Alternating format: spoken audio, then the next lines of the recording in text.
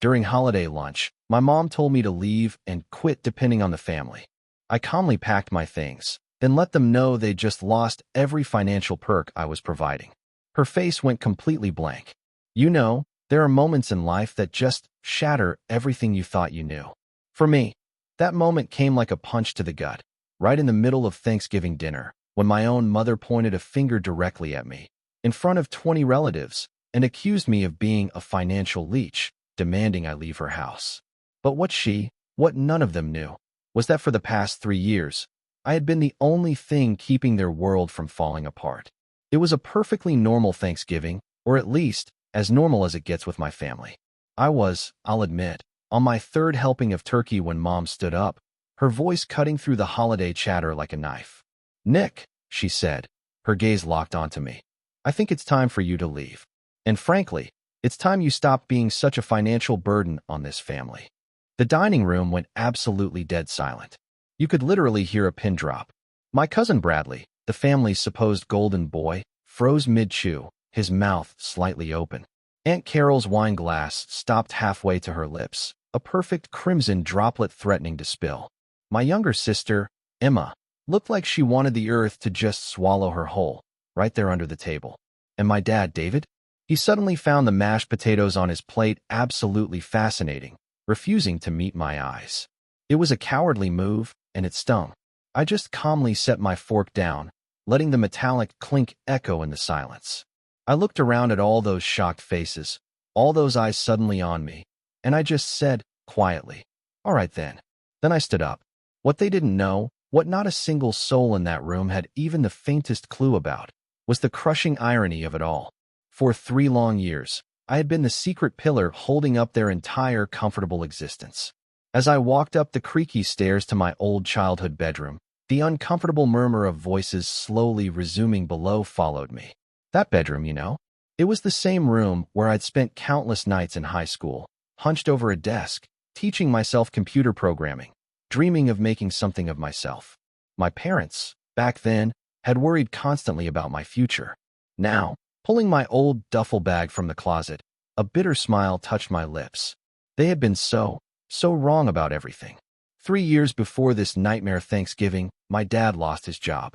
The Riverside manufacturing plant, where he'd worked his whole life, downsized, letting go of 60% of its workforce. Dad was 52, and suddenly he was competing for jobs that paid half of what he used to make, up against younger, hungrier workers. Within 6 months, the bank notices started coming, 2 of them. Our house, the one I grew up in, the one they cherished, was facing foreclosure. I'd overhear my parents having these hushed, desperate conversations behind closed doors, thinking Emma and I couldn't hear. But we could. I could. And that's right around when my consulting business really started taking off. After college, I'd spent 4 years grinding, building relationships with small community banks across the Midwest. My specialty? Custom software solutions that streamlined their financial systems while keeping that personal touch these smaller institutions prided themselves on. By the time Dad lost his job, I was pulling in over $200,000 a year. But I lived modestly, in a tiny apartment, driving a 7-year-old Honda Civic. I didn't need much. I started small, you know? An anonymous payment to catch up their mortgage. A mysterious check that covered their overdue utility bills. It escalated from there. I even created fake scholarship foundations for Emma's college tuition. We're talking official-looking paperwork, seals, everything. All to make her believe she'd won academic merit awards. I set up shell companies that sent my parents fake dividends and investment returns, all carefully crafted to look like smart financial decisions my dad had supposedly made years earlier. It was an elaborate charade. The truly beautiful, soul-crushing irony of it all was this.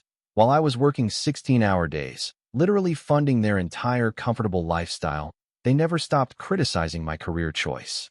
My mom would tell neighbors I was just a computer guy who lived paycheck to paycheck. My dad would shake his head, wondering why I didn't get a real job with benefits and security.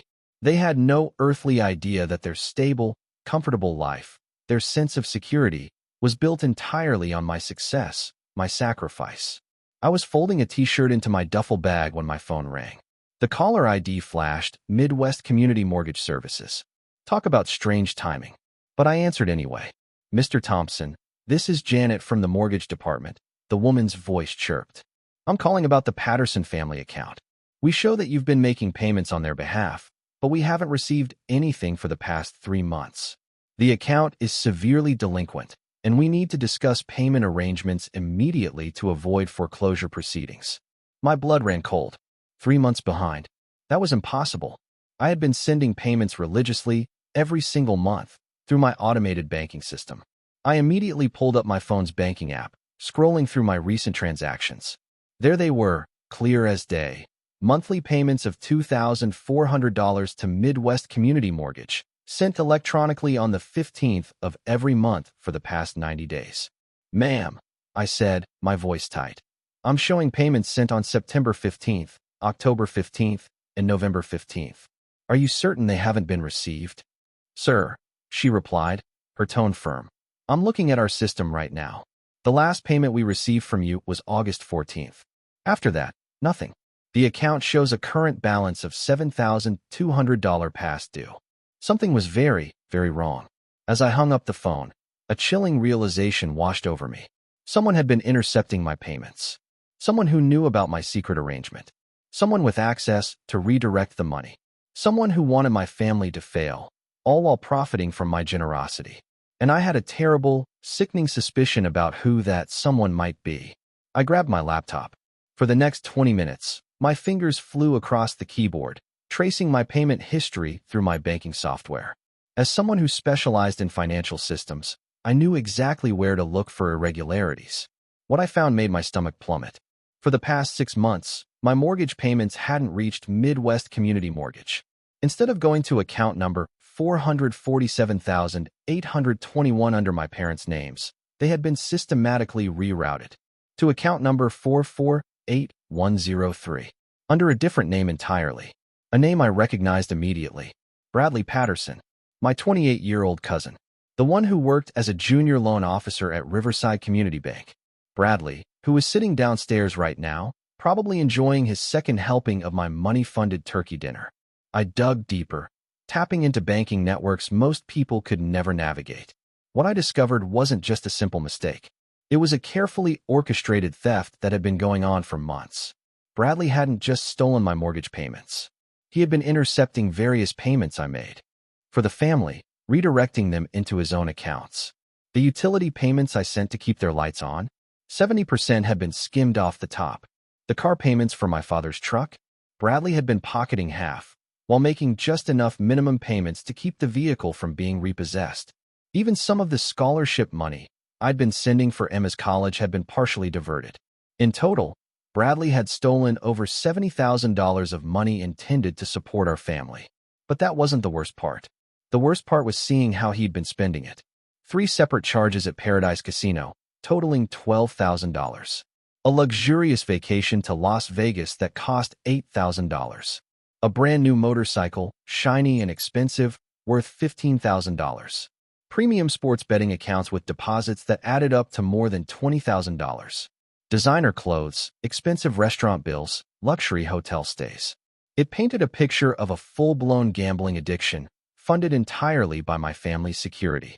While my parents worried about making ends meet, believing they were surviving on fake government assistance and imaginary investment returns, Bradley was living it up on money meant to keep them housed and fed. I was still staring, numb, at the damning evidence on my laptop screen when I heard footsteps on the stairs. Bradley's voice called out cheerfully, "Nick, your mom sent me up to see if you needed help packing. She feels bad about what happened downstairs." He appeared in my doorway, all smiles and fake concern. Bradley had always been the golden child of our extended family. Tall, athletic, with that easy charm that made adults trust him instantly. He played baseball in high school, got decent grades without even trying, and landed his bank job through family connections. Everyone considered him the responsible, successful one. "I brought you a beer," he said, holding out a bottle. "Figured you could use one after that scene downstairs." "Thanks," I said, accepting the bottle but not opening it. "Bradley, can I ask you something?" "Sure, cuz. Anything." His smile flickered for just a moment. "You work at Riverside Community Bank, right? In the loan department?" "Yeah, that's right." "What?" "Just curious about how electronic banking transfers work," I said, trying to sound casual. You know, the technical side of things. I've been having some issues with my business payments lately. He relaxed slightly. Oh yeah? Electronic transfers can be tricky.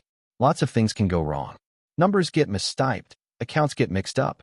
Happens more than you'd think. Interesting. So if someone wanted to redirect a payment, how would they do that? Now his smile disappeared entirely. Bradley sat down on my old desk chair and studied my face carefully. Nick, what exactly are you getting at? I closed my laptop, the screen going black, and looked directly at him.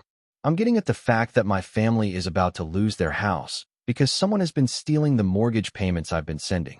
Someone with access to banking systems and knowledge of account numbers. The color drained from Bradley's face, but he recovered quickly. Too quickly. Whoa, hold on, he said. Are you saying you've been paying your parents' mortgage, Nick? They've been getting assistance from some kind of government program. They told the whole family about it. Your dad made some smart investments a few years back, and they qualified for housing assistance because of his job loss. Bradley, I said, my voice flat, there is no government program. There are no smart investments. Every dollar keeping this family afloat has come from me. And for the past 6 months, someone has been stealing that money and letting my family slide toward foreclosure, all while funding their gambling addiction. Bradley stood up abruptly, his friendly demeanor evaporating completely. You're out of line, Nick. You can't just throw accusations around like that. You think I would steal from family? You think I'd let Uncle David lose his house? I don't think it, Bradley. I know it. I have the electronic records, the account numbers, the transaction trails. I know about Paradise Casino, about Las Vegas, about the motorcycle. I know about all of it. For a long, tense moment, we stared at each other in silence. Then Bradley's expression changed into something I had never seen before. Something cold, calculating. You know what your problem is, Nick? He said, his voice laced with venom. You think you're so much smarter than everyone else. You think because you work with computers all day, you understand how the real world works. But you don't. You have no idea what's really going on in this family. Enlighten me. I challenged, my heart pounding. Your parents don't want your help. They never did. They're embarrassed by you, by your weird job, by the way you live, by the fact that you're 30 years old and still single with no real future. The only reason I stepped in to manage their financial situation was because they asked me to. They wanted someone they could trust. Someone who understood their needs. I felt like I'd been punched in the stomach. Manage their financial situation? That's right. Your dad came to me 6 months ago. He was worried about some irregularities in their accounts. Money showing up from unknown sources. He was afraid someone was laundering money through their accounts or using them for some kind of fraud. He asked me to investigate and make sure they weren't getting in trouble with the law. Bradley was lying, but he was doing it convincingly. More convincingly than I expected. Your dad specifically asked me to block any suspicious payments and redirect them until we could figure out where they were coming from. We've been building a case to turn over to federal investigators. Congratulations, Nick. You've been under financial investigation for the past 6 months. I realized then that Bradley was far more dangerous than I had given him credit for. He wasn't just a gambling addict who stumbled into theft. He was a skilled manipulator who had spent months creating an elaborate cover story that painted me as the criminal and himself as the family protector. Here's what's going to happen, Bradley continued, his voice dropping to a chilling whisper. You're going to keep your mouth shut about your little conspiracy theories. You're going to leave this house like your mother asked. And you're going to stay away from this family's finances. Because if you try to cause trouble, I'll tell everyone that you've been trying to control them with money. That you've been stalking their financial accounts, and that you made threats against me when I tried to protect them. Who do you think they'll believe, Nick? The weird computer guy who lives alone and has no friends? Or the responsible bank employee who's been trying to keep them safe? Bradley picked up the beer he had brought me and took a long, defiant drink. Besides, I've already told Uncle David that I think I can help them with their mortgage situation. I'm planning to offer them a personal loan later today. A generous family loan that will get them caught up on their payments and keep them in their house. They'll be so grateful. They'll probably insist on making me the executor of their will. The sheer audacity of it was breathtaking. Bradley was planning to loan my family money they desperately needed, using the very same money he had stolen from their support payments. He would be paid back, with interest, for the... Actually, Bradley interjected smoothly, stepping forward. I've been meaning to talk to you about that. I noticed some irregularities in your account when I was helping you monitor your finances. Nothing serious, but I think there might be some confusion about payment processing. I was going to suggest that maybe I could help by providing a short-term loan to get everything caught up while we sort out the paperwork." "Oh, Bradley, that's so generous of you," my mother gushed, her eyes sparkling with relief.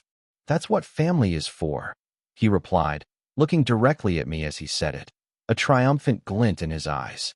I excused myself and walked out onto the back porch, where I could hear my family through the open window, continuing to praise Bradley's generosity and responsibility, while discussing my apparent inability to manage basic adult responsibilities. "I just don't understand where we went wrong with Nick," my mother was saying, her voice a low lament. "Emma turned out so well, but Nick seems lost. He's 30 years old and still can't afford to fix his own car." "Some people are just late bloomers," my father replied. "Maybe this will motivate him to finally get his act together." "I hope so," Emma added.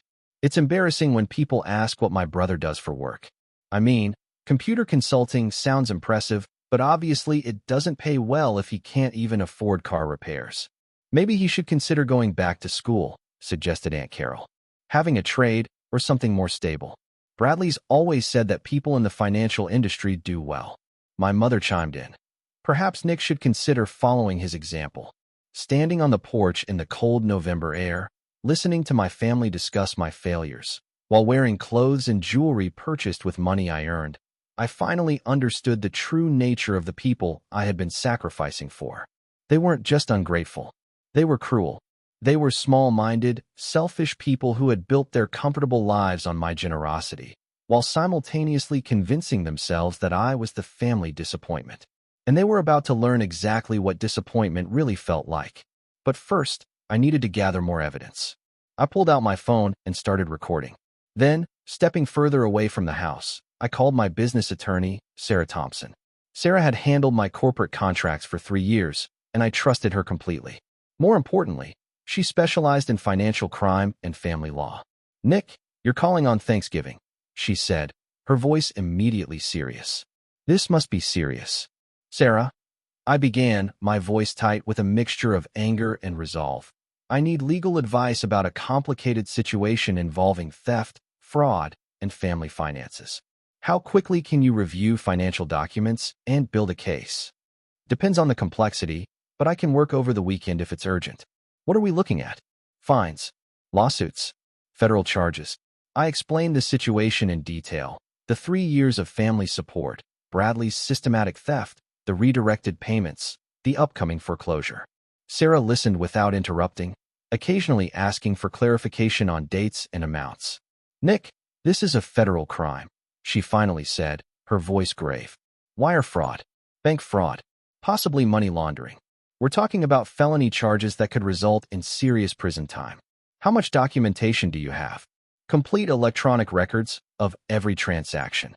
Banking statements, account numbers, routing information, and evidence of where the stolen money went. I can also prove the family believed they were receiving government assistance and investment returns that don't exist." "Good. What do you want to achieve here? Civil prosecution? Civil recovery? Family reconciliation?" I thought about my mother's public humiliation, my father's lecture about responsibility while wearing clothes I bought him, Emma's embarrassment about my supposed failures, and the family's complete dismissal of my request for $50 in help. "I want justice, Sarah, but I also want them to understand what they've lost. Is there a way to stop all financial support immediately while protecting myself from tax consequences?" "Absolutely. In fact, you should have structured this differently from the beginning. Anonymous gifts to family members without proper documentation create massive tax liabilities for you. We need to immediately establish that you're ceasing all financial support and transfer legal responsibility back to them. How quickly can you make that happen?" "I can file emergency paperwork tomorrow that terminates your financial obligations and establishes a clear legal separation between your finances and theirs. I can also prepare the criminal complaint against your cousin and file it with federal prosecutors by Monday." "Do it. All of it." "Nick, I need to ask, are you prepared for the consequences of this? Your family is going to face foreclosure, repossession, and significant financial hardship. Your cousin is going to prison. This will likely destroy your family relationships permanently." I looked through the window at my family, still discussing my character flaws while planning how to spend Bradley's generous loan of money stolen from their own support payments. Sarah, I said, my voice steady. They've already destroyed our relationship. They just don't know it yet. All right, I'll need you to send me every financial document you have tonight. Bank statements, transaction records, payment confirmations, everything. Can you do that? Absolutely. One more thing. Do you want to give them a chance to make this right before we file criminal charges? Sometimes family situations can be resolved without involving law enforcement. I'm going to give them exactly one chance, but they'll need to earn it. After hanging up with Sarah, I called my accountant, James Rodriguez. James had been managing my business finances since I started the consulting company, and he understood the tax implications of my family support better than anyone. Nick, good to hear from you. How's the holiday? Complicated, James. I need to talk to you about the family financial support situation we discussed last year. The anonymous gifts. What about them? I need to stop them immediately and restructure everything to minimize my tax exposure. Also, it turns out someone has been stealing a portion of the support payments for the past 6 months. There was a long pause. Nick, we need to meet first thing Monday morning. The tax implications of this are more serious than I think you realize. How serious? Because you've been making substantial anonymous gifts to family members without proper documentation or gift tax filings. The IRS could treat them as taxable income for you. We're talking about potentially over $100,000 in unexpected tax liability. Add to that the fact that you've been deducting business expenses while supporting family members, and you could be looking at penalties and interest that would bankrupt you. My stomach dropped. What are my options? We need to immediately establish a clear legal separation between your finances and your families. You need to formally notify them that all financial support is ending and why. We need to document the theft for tax recovery purposes, and we need to restructure your tax filings for the past 3 years to properly account for the gifts. Can you handle all of that this weekend? I'll have to. Nick, if you don't address this immediately, you could lose everything. The tax liability alone could force you into bankruptcy. Then let's fix it. I'll send you the same financial documents I'm sending to my lawyer. Good. And Nick, I'm sorry this happened. Your family has no idea how lucky they've been to have someone like you looking out for them. They're about to find out. After ending the call with James, I sent both professionals complete documentation of my 3 years of family support. Transaction records, bank statements, payment confirmations, account numbers, routing information, and detailed spreadsheets showing exactly how much money had gone to each family member for each purpose. The total was staggering. Over $300,000 in mortgage payments, utilities, car payments, insurance premiums, college tuition, and miscellaneous support. Money that allowed my family to live comfortably while believing they were successful and independent. Money that was about to disappear completely. While I was organizing the financial documents, my phone buzzed with a text from Bradley. Hope you're not planning to cause any trouble, because would hate for this holiday to get any more unpleasant. I replied, don't worry, Bradley. I think everyone's about to get exactly what they deserve. His response came back immediately. Glad we understand each other. But Bradley had misunderstood completely. He thought he had intimidated me into silence. He thought his threats and manipulations had convinced me to quietly disappear and let him continue stealing from my family while playing the role of their financial savior. He had no idea that I was about to systematically dismantle the comfortable illusion he had helped create and expose everyone's true character in the process. I spent the next hour documenting the family's behavior on my phone. Their discussions of my supposed financial irresponsibility. Their refusal to help with my fake car emergency. Their praise for Bradley's generosity with stolen money. Their complete dismissal of my value to the family. I also researched the legal consequences Bradley was facing. Wire fraud carried a potential sentence of 20 years in federal prison. Bank fraud added another 30 years. The monetary theft exceeded $50,000, which elevated the charges to serious felony level. But more than the legal consequences, I thought about the social consequences my family was about to face. They had spent months bragging to neighbors and friends about their good fortune, their mysterious government assistance and smart investment returns, their successful children and their own financial wisdom. When the truth came out, they wouldn't just lose their house and cars. They would lose their reputation, their pride, and their position in the community. People they had bragged to would realize they had been living a lie built on their own son's secret generosity. And they would have to face the fact that they had driven away the person who had been keeping them afloat, not through malice or betrayal, but through simple cruelty and ingratitude. As I finished my preparations, I could hear the family inside making plans for Black Friday shopping and discussing their Christmas gift lists. They were making plans funded by money they didn't have, for a lifestyle they hadn't earned, completely unaware that their comfortable world was about to collapse. But I was going to give them one chance to do the right thing. One chance to show they were capable of acknowledgement, gratitude, and basic human decency. If they failed that test, they would learn what it really meant to rely on themselves. I walked back into the house to find something that made my blood boil. My family had gone upstairs to my bedroom and was actively going through my belongings, apparently deciding what to do with my things now that I was moving out. My mother was sitting on my bed with a box, carefully packing my high school baseball trophies and academic awards. "Bradley's children would love these," she was saying to Aunt Carol. "They're just gathering dust up here anyway." My father was boxing up my old books, including first edition novels I had collected over the years and technical manuals that had cost me hundreds of dollars. "Emma can use these for her college courses," he announced. "No point in leaving valuable books unused." Emma herself was going through my dresser drawers, pulling out clothes and accessories. "Some of these sweaters would fit me perfectly," she was telling my cousin Jennifer. Nick never really had much fashion sense anyway. But the scene that made me see red was Bradley sitting at my old desk, rifling through my laptop bag and looking at my business documents with obvious curiosity.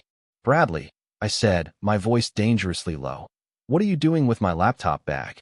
He looked up with that same charming, fake smile. "Oh, just making sure you didn't leave anything important behind. Your mom asked me to help pack your technical stuff since she doesn't understand computers. I didn't ask you to go through my business documents. Relax, cuz I'm not reading your corporate secrets, just trying to be helpful." He held up a folder containing client contracts. "Although, I have to say, for someone who makes a living with computers, you don't seem to have much business coming in. Most of these contracts are pretty small." The rest of the family paused their treasure hunting to listen to Bradley's assessment of my apparent business failures. "Actually," I said calmly, "those are just the local contracts. My major clients are handled through a different file system." "Sure they are," Bradley replied with a condescending chuckle. "Look, Nick, there's no shame in struggling. We all have to start somewhere. Even when you get back on your feet, you can apply for a position at the bank. I might be able to put in a good word for you." "How generous. That's what family is for. Of course, you need to work on your attitude first. Banks don't hire people who can't handle stress or criticism professionally." My mother looked up from packing my trophies. "Bradley's right, Nick. Your reaction to my comments earlier was really inappropriate.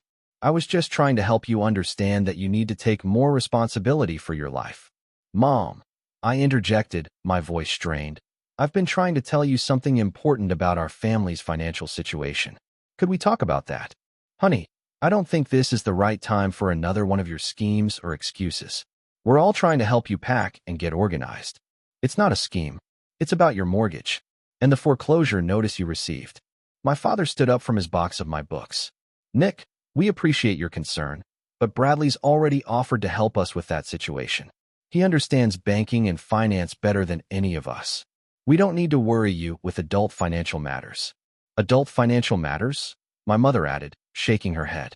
"Son, I know you mean well, but you can barely afford to fix your own car. We can't take financial advice from someone who's struggling to pay his own bills." Emma looked up from my clothes. "Nick could learn something from watching how real adults handle money problems. Bradley's always been good with financial planning." "Very good." "Agreed," Aunt Carol added. "He saved up for 2 years to buy that motorcycle. That takes real discipline and maturity." I watched.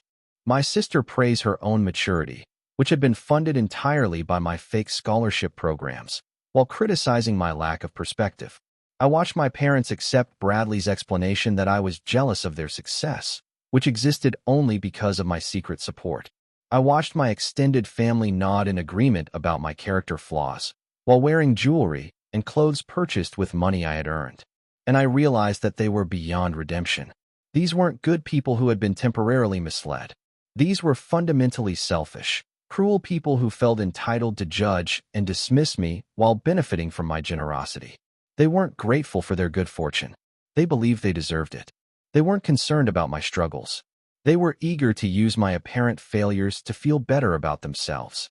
But I was about to give them one last chance to show their true character. "You know what?"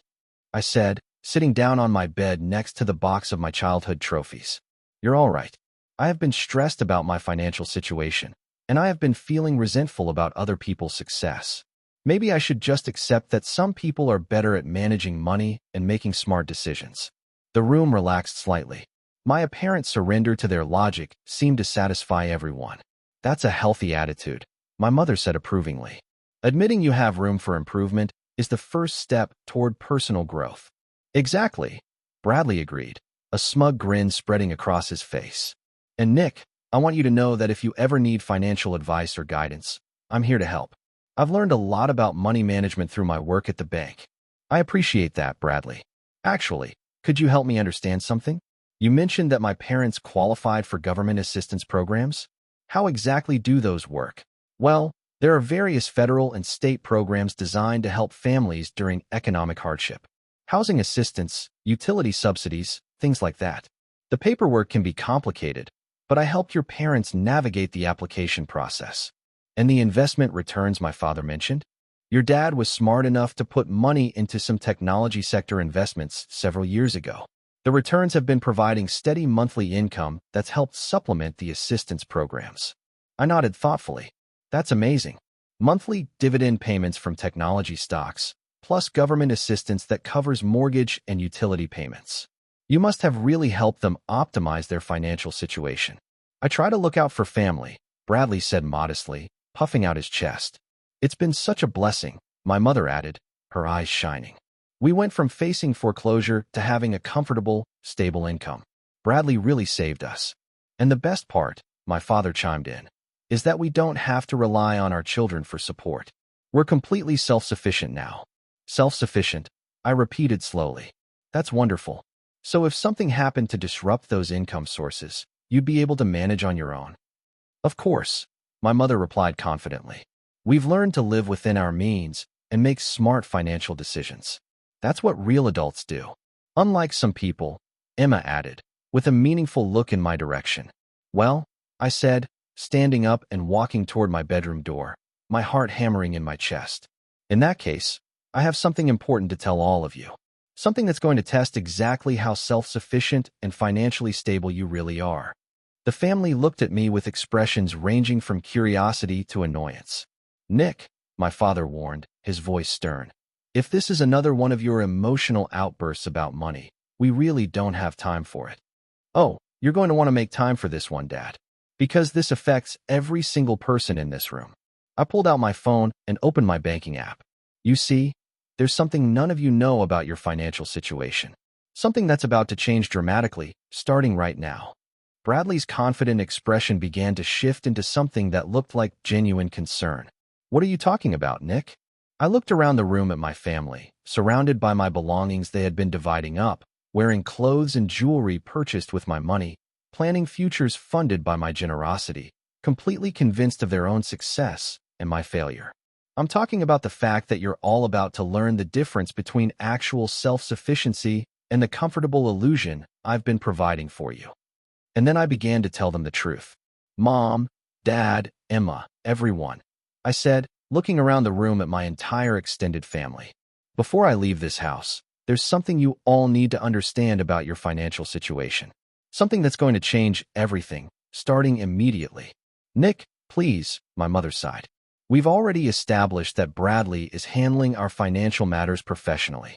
There is no government assistance."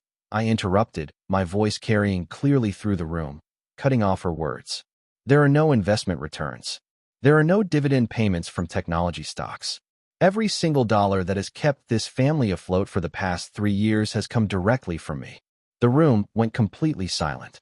My father stopped folding my clothes. Emma's hands froze in the middle of going through my dresser. Aunt Carol slowly sat down the jewelry she had been examining. "That's ridiculous," my mother said after a moment, her voice thin, a forced laugh escaping her lips. "Nick, we've seen the paperwork. We've received official documentation about our assistance programs. I created that paperwork. I replied calmly, my eyes locked on hers. I established fake foundations, shell companies, and fraudulent assistance programs to hide the fact that I was supporting all of you. Every mortgage payment, every utility bill, every car payment, every dollar of Emma's college tuition. All of it came from me.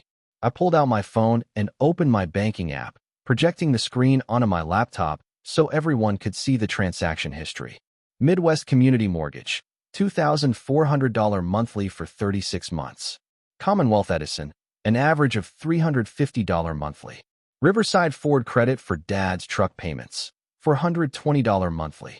Emma's tuition at State University, $18,000 per semester, transferred through fake scholarship foundations I created. The numbers filled the screen in an endless scroll of payments that totaled hundreds of thousands of dollars. My father's face had gone completely white. "Nick, this can't be real," he whispered, his eyes wide with disbelief. "It's completely real, Dad. And it stops today? Right now? I've already filed legal paperwork terminating all financial support and transferring legal responsibility back to you." "But the government programs?" my mother whispered, tears starting to form in her eyes. "The assistance applications Bradley helped us file?" "There were no applications," I said, looking directly at Bradley, whose charming smile had completely disappeared, replaced by a mask of terror. "Bradley never helped you apply for anything. But he did help himself to a significant portion of the money I was sending to support you." "That's a lie," Bradley said quickly, leaping to his feet. "Uncle David, don't listen to him. He's having some kind of breakdown. This is exactly the kind of behavior I was worried about." "Bradley," I continued, ignoring him completely and keeping my gaze on my parents, "has been systematically stealing from your support payments for the past 6 months. The mortgage payments you think you've been receiving? 70% went into Bradley's gambling accounts. The utility assistance? Half was redirected to fund his Las Vegas vacations. In total, Bradley has stolen over $70,000 that was meant to keep you housed and fed." I switched screens on my laptop, displaying Bradley's banking activity and gambling records. Paradise Casino, $12,000 in withdrawals. Las Vegas vacation, $8,000. New motorcycle, $15,000. Sports betting accounts, over $20,000 in deposits. All funded with money stolen from your family's support payments. Bradley's face had gone from confident to desperate. "You're insane, Nick. You can't just throw around accusations like this. I've been trying to help this family." "Have you, Bradley?" I shot back, my voice sharp. "Is that why you redirected their mortgage payments for 3 months, causing them to face foreclosure? Is that why you planned to offer them a predatory loan using their own stolen support money, and then charge them interest on it?" My mother stood up shakily, her hand clutching her chest. "Bradley, is this true?" "Of course it's not true," Bradley stammered, his eyes darting frantically. "Nick is making this up because he's jealous of our success. He's been spying on our financial accounts and creating these fake records to make himself look important." "These aren't fake records," I said, pulling out printed bank statements and transaction logs. "These are official banking documents showing 3 years of systematic support and 6 months of systematic theft. Every payment is documented. Every transaction is traceable. Every dollar is accounted for." I handed the documents to my father, who began reading them with growing horror, his hands trembling. "David," I continued, my voice steady but firm, "you're going to receive a foreclosure notice next week because Bradley has been stealing your mortgage payments. Your truck is going to be repossessed because he's been pocketing half the car payments. Your utilities are going to be shut off because he's been redirecting the money to fund his gambling addiction." "This is insane," Emma said, though her voice lacked conviction, her eyes wide with dawning realization. "Nick, why would you make something like this up?" "I'm not making it up, Emma. Your full scholarship to State University never existed. I created fake academic foundations and merit award programs to pay your tuition, without you knowing the money came from me. You've been attending college on my dime while believing you earned it through academic achievement." Emma sat down hard on my desk chair, staring at the documents I had handed her. "The Patterson Academic Excellence Foundation doesn't exist. The Midwest Merit Scholarship Program doesn't exist. The Technology Innovation Grant that paid for your laptop and textbooks doesn't exist. I created them all to hide the fact that I was funding your education. But I earned those scholarships, Emma whispered, tears finally streaming down her face. I had the grades. I wrote the essays. You did earn them, Emma. I made sure the fake selection criteria matched your actual achievements. But the money came from me, not from academic institutions that never existed. My father looked up from the bank statements, his face pale and shocked. Nick, this shows payments going back 3 years. You've been paying for everything. Everything, Dad. The house, the cars, the utilities, Emma's education, even the Christmas and birthday gifts you thought you were buying with investment returns. All of it came from my consulting business while I lived in a modest apartment and drove a 7-year-old Honda Civic. But why? My mother asked, tears starting to form in her eyes. Her voice choked with a mix of shame and grief. Why didn't you tell us? Because I knew you'd refuse the help out of pride, and I couldn't stand watching you lose everything. I thought I was protecting your dignity while keeping the family together. I never said anything because I wanted you to maintain your independence and self-respect. I never expected to be publicly humiliated and told to leave because I was supposedly a financial burden on the family. The room fell completely silent, save for the quiet sobs Emma tried to stifle. So when you asked for $50 for car repairs, my father began, his voice hoarse. I was testing you. I wanted to see if the family I had been secretly supporting for 3 years would help me with a small emergency. You refused and lectured me about financial responsibility while wearing clothes and jewelry I paid for. Bradley made one last desperate attempt to control the narrative. Even if Nick did help with some payments, that doesn't prove I stole anything. He's paranoid and unstable. He's been tracking our family's private financial information without permission. Bradley, I said, turning to face him directly, my voice ice cold. I have security camera footage from Paradise Casino showing you gambling with money that was supposed to pay my family's mortgage. I have hotel receipts from Las Vegas, paid for with redirected utility money. I have purchase records for your motorcycle, bought with stolen family support funds. I have detailed financial records showing exactly when you gained access to my family's account numbers and began redirecting their payments. I pulled up the final, damning piece of evidence on my laptop screen.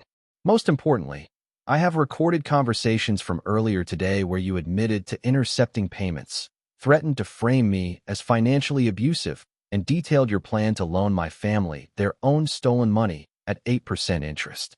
Bradley's face collapsed completely. You recorded our conversation? Every word. Including your confession that you manipulated my mother into believing I was jealous and resentful of their success. Including your threat to destroy my reputation if I exposed your theft. Including your plan to eventually gain control of their house through predatory lending.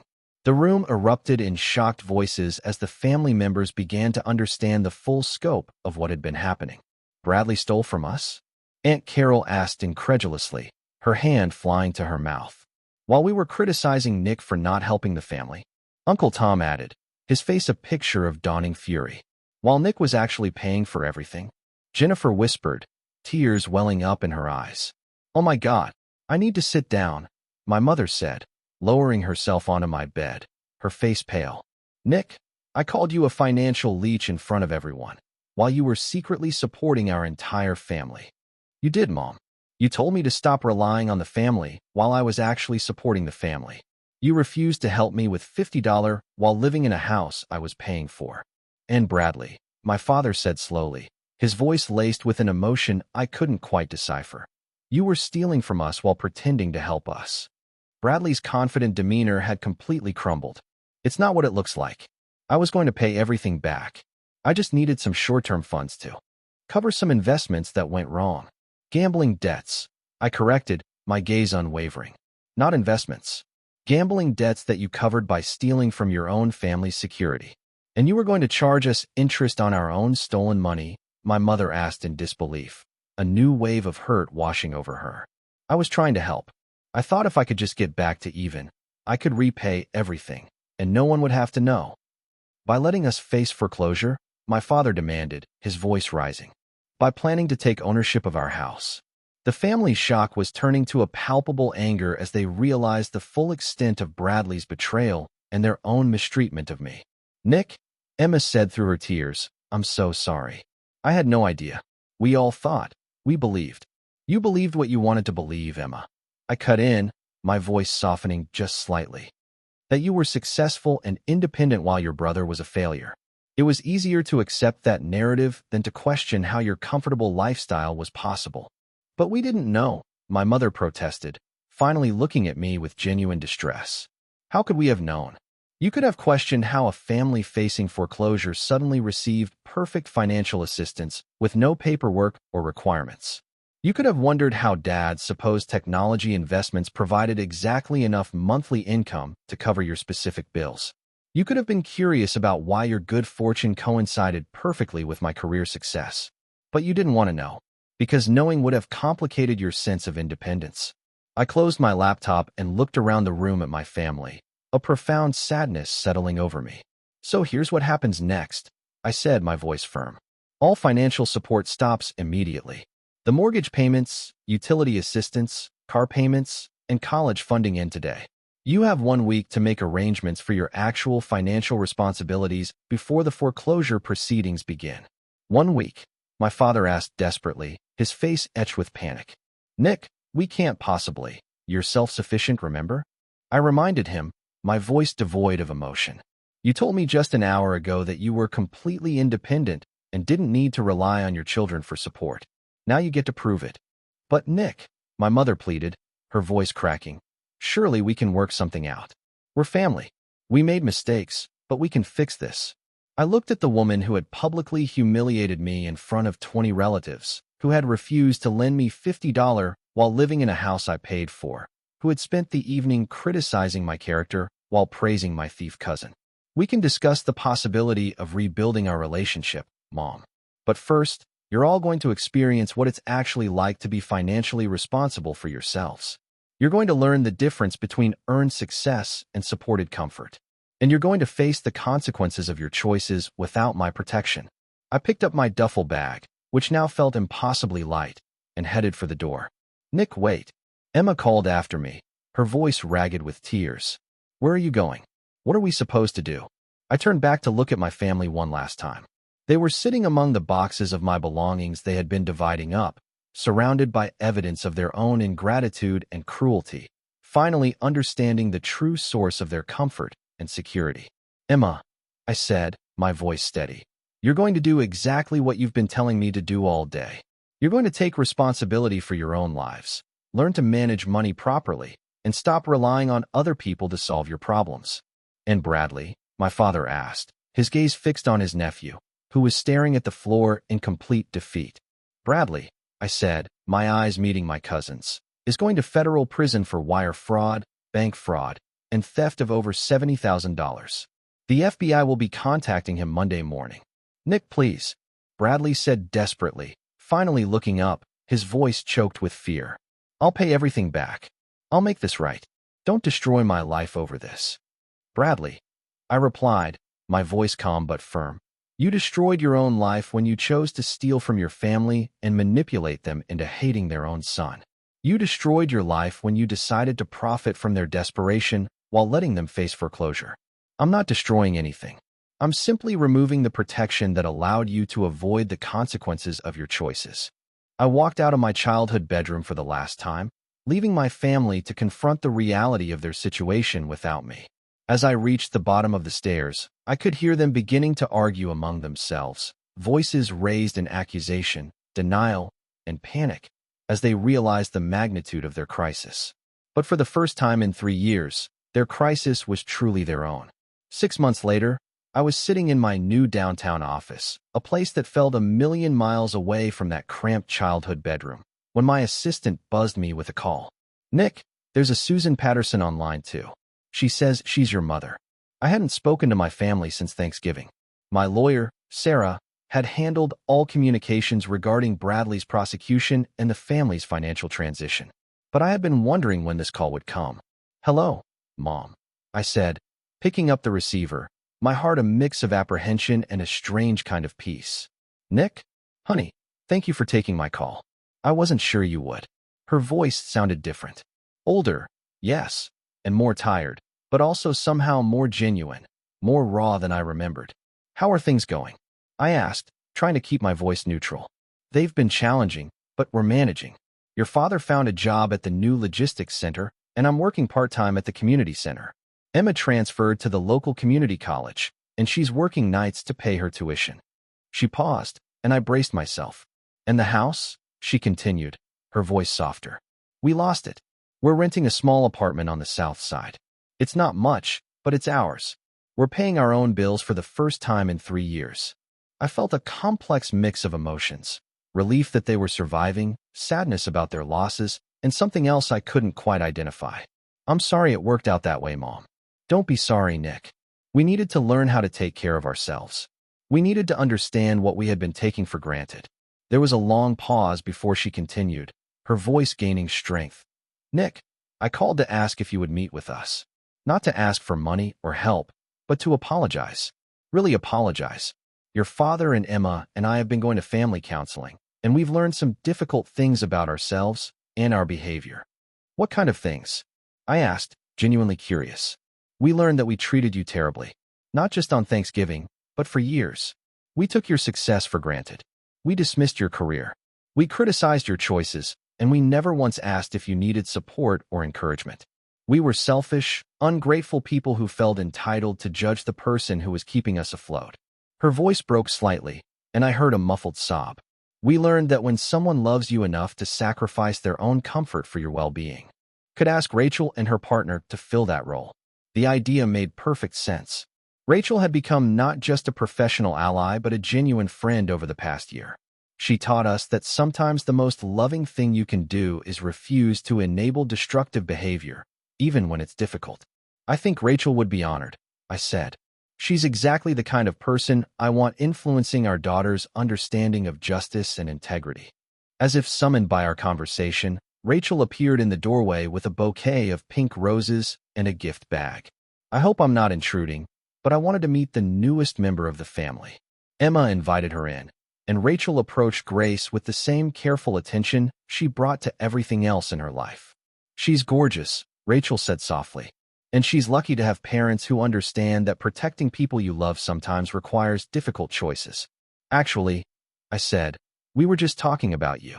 Emma and I would be honored if you and Michelle would consider being Grace's godparents.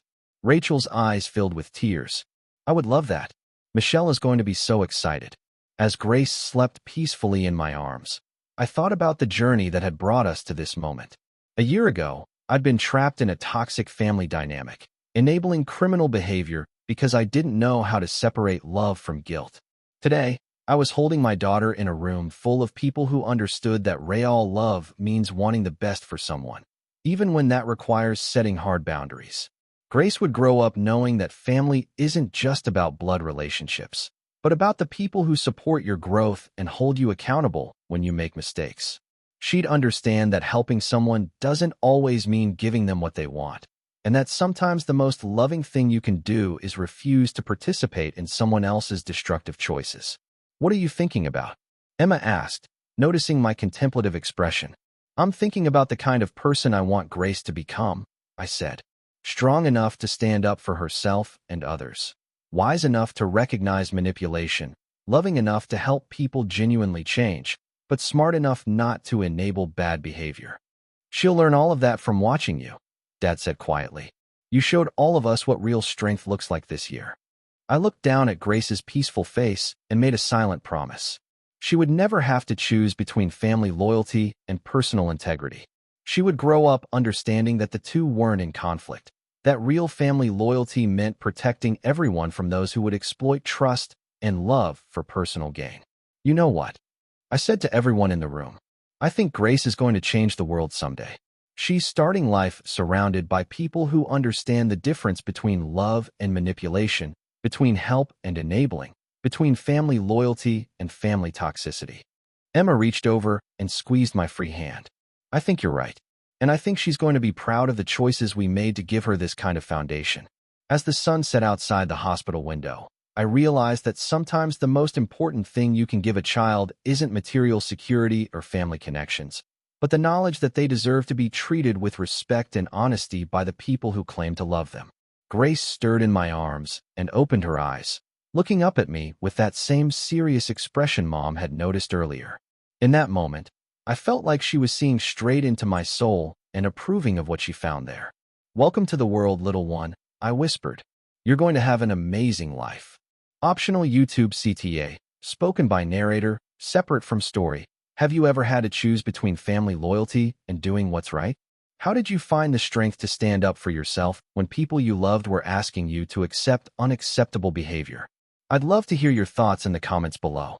If this story resonated with you, please give it a like and share it with someone who might need to hear about the importance of healthy boundaries in family relationships.